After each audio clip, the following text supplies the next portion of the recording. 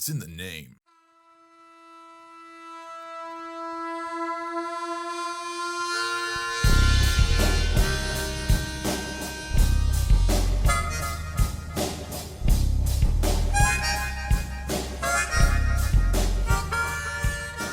This is your Friday Refresh brought to you by 3 Chord Counseling in Muscle Shoals, Alabama. You can go to 3chordshoals.com for more info.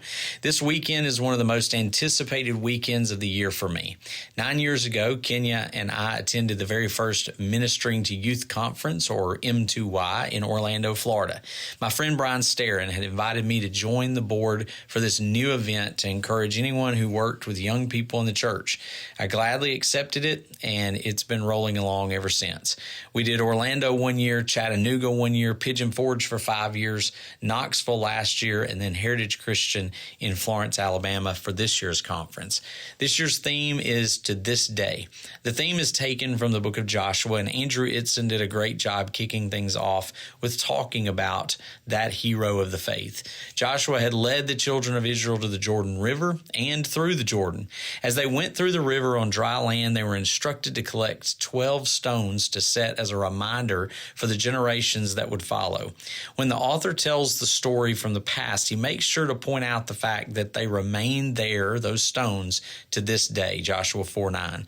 Those stones could be seen and talked about by all those who had marched across the Jordan, parents to their children, then grandparents to their grandchildren, then from personal stories to handed down stories from generation to generation. Sadly, as the history of God's people continues, the generations begin to forget. Joshua 2:10 says, "There arose another generation who did not know the Lord or the work that he had done for Israel." What caused the change? Was it apathy? Was it frustration? Was it just life? I'm not sure I know the answer, but it would seem that they stopped telling the story. They stopped sharing their connection to God and what he had done for them. You see, we all leave a legacy. What will you leave for your kids and your grandkids? Will you leave a legacy of relationship and remembrance for God? Or will you tell your children when you cross through the waters of baptism from death to life?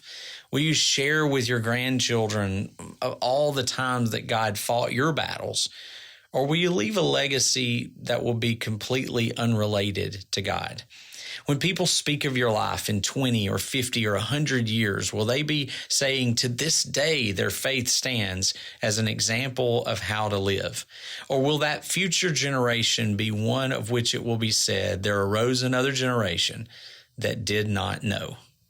And that is your Friday Refresh.